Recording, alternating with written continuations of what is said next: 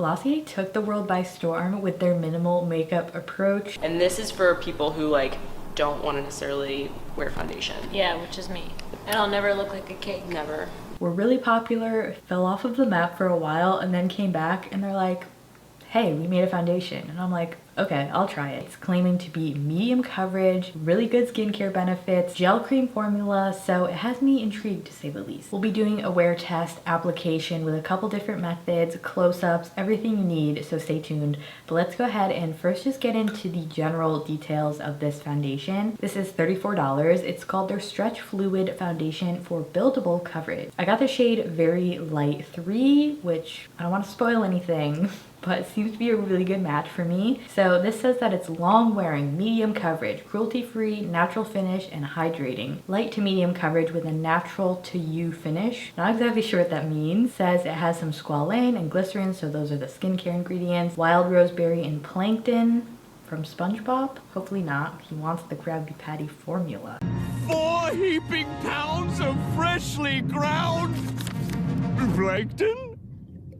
And it says that it's an 89% skincare base with plant-derived squalene and glycerin to hydrate and nurture skin's moisture barrier, while wild roseberry and plankton extract balance the look of shine. Everything it's saying sounds to be the perfect foundation to me. The fact that it has the amino acid coated pigments, I'm guessing when you're applying and blending into your skin, instead of the pigments being like suspended or like already thoroughly mixed into the product, I guess. I'm not a chemist or anything, so I'm not sure if this is correct. I'm just theorizing that when you blend it in, it's gonna sort of like warm up to your skin and just look really nice, hopefully. So without further ado, let's get into this little cutie foundation, see if it works well, see if it wears well, everything you need to know. Let's go. The box is super standard. It's literally just white and pink, and it has the name of the foundation on it. When I first saw this packaging, I was like, okay, Glossier, this looks really luxe. And for the price being $34, like it's not super high end, it's sort of in that mid-range category, and you're getting some really nice packaging for the price. It is a glass bottle. You're getting a not real metal cap, but looks nice. And then you also have a pump with this formula. It's still 1 ounce of product. I'll be starting with 1 pump of this product to see how that goes. I'm gonna take a little bit on my finger. It's described as a gel cream consistency, and they do sell a brush with this, which is like a gua sha type of looking face brush, which kind of just seems like a marketing thing to me. I mean, I don't know if the shape of that is really going to make a big difference in your foundation application. I'm gonna start with just a standard foundation brush that I really like. This one is a Trixie P12. This might be a little much, but I just want to see how far this is gonna go. Feeling it on the back of my hand and just between my fingers, it really does resemble a moisturizer consistency. It does say that it's a mostly skincare based foundation. I would just love if all foundations felt like moisturizers, honestly. With the brush, this is for sure delivering on medium cut. The shade match. Okay, a shade match is a big deal for me. If you're fair olive or olive skin in general, you probably relate, where it's just most of your foundations do not match. If this doesn't oxidize, I'm gonna be really excited. It's described as having warm undertones, but I don't necessarily feel like it's not too yellow or orange. It honestly is like pulling olivey on me. So I'm going to go in with my sponge just to smooth out the texture.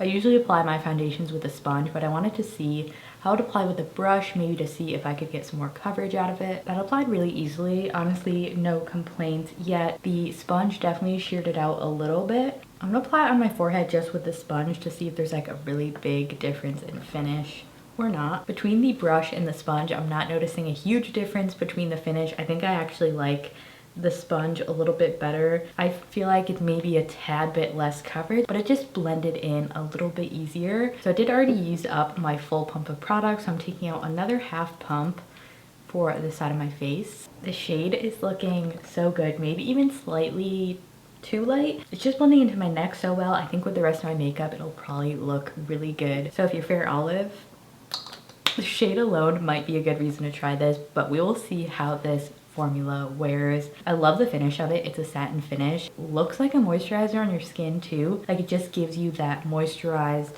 hydrated finish. It doesn't feel too heavy. It doesn't feel too oily. I would say it's a true medium because you can still sort of see my freckles on my cheeks, so it's not really full coverage.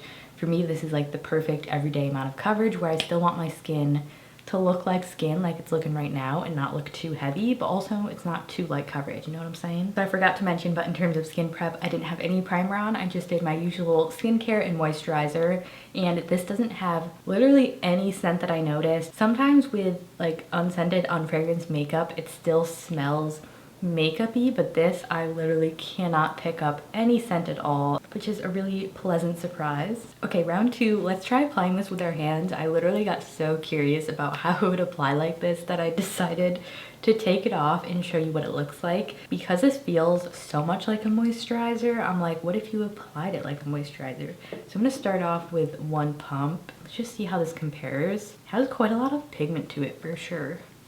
Whoa, that actually looks really good on the skin. It is a little bit less coverage than the first way I applied it, but it makes sense because I did use less product.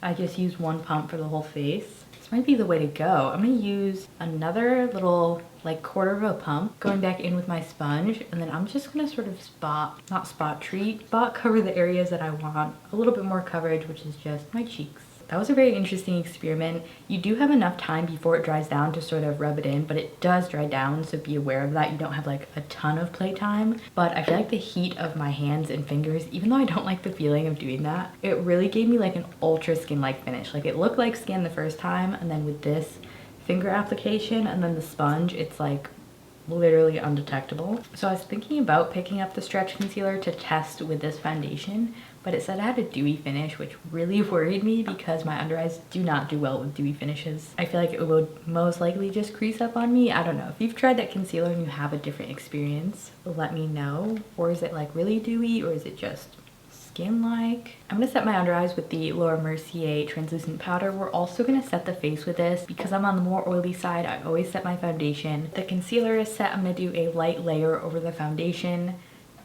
I don't want to interfere with it too much, but I do want to set it down because I want to give it a standing chance at least. As I was doing my concealer and bronzer, nothing was creasing up even in my smile lines or around my nose, which is quite impressive because some foundations will just immediately start to sink in. The shade match is so good. I'm really excited. Just because it's a good shade match doesn't mean it's going to be my favorite foundation.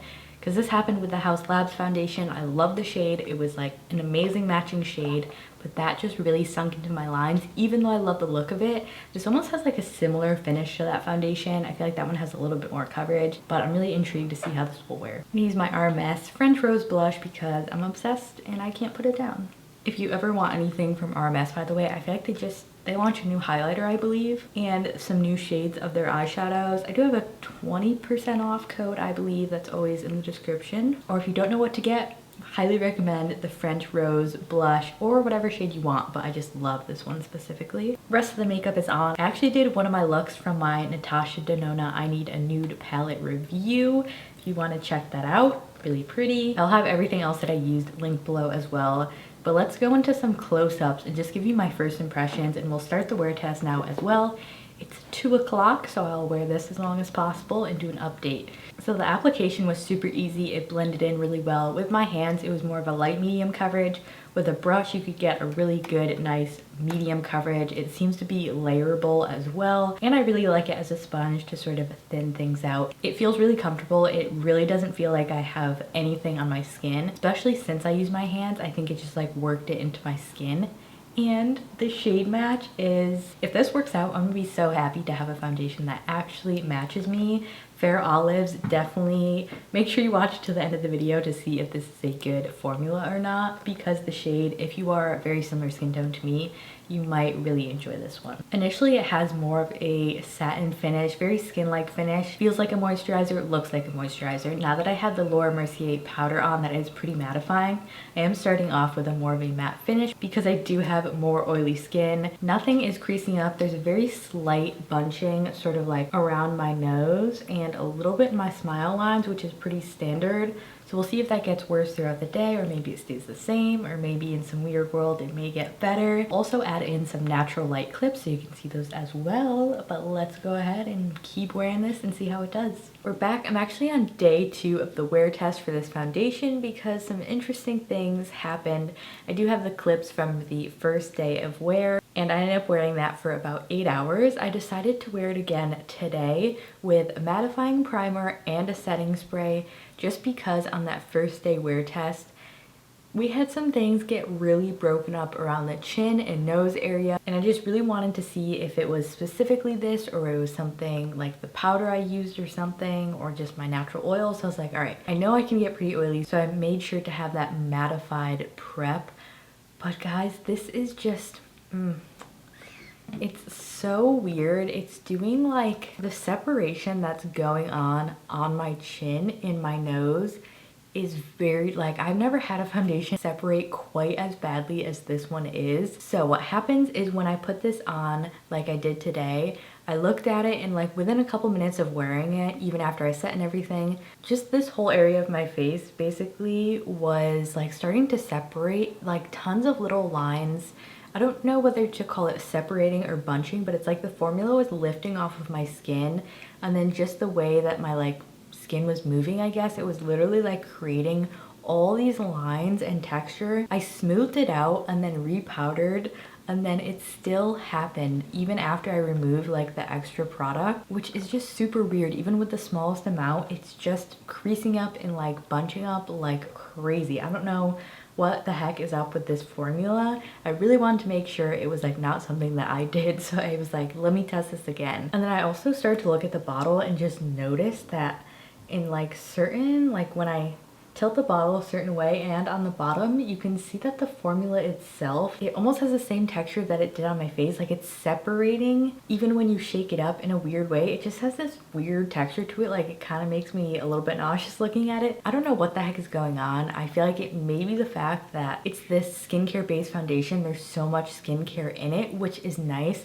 I don't feel like they quite nailed how to put so much skincare and foundation and also have it wear well on the face. At least with my skin type, I am like combo. I'm not super oily. This is like the end of the day for me right now. It's 9:50, but I still get some oils breaking through. It's so disappointing because it actually looks really nice all over the rest of the face. It's so comfortable to wear. I love the shades, but from my nose to my mouth, really not looking ideal. I will say if you have dry skin, you might not get this issue at all. It wasn't really specifically an application thing either because I used my hands and I tried with a sponge and I tried with a brush, and I found that it did that. Any of those ways that I tried it, it just has separated. I really want to love this Glossier, beautiful packaging, but it's gonna be a really big 2 thumbs down for me unless you have dry skin. I think it could possibly be worth a shot for you to try this and see if it does it on your skin. If it does not, this would be absolutely beautiful. I feel like you would really like the finish of it. I could totally see it being nice and moisturizing for dry skin. But if you have like really any oil coming through on your face, this is gonna have to be a pass. This was Glossier's first real foundation formulation, and I feel like we could really tell with the way that it performed on my skin, unfortunately. I really hope you found this helpful. Don't forget to give it a thumbs up, subscribe if you haven't already, and I will see you in my next video. Bye.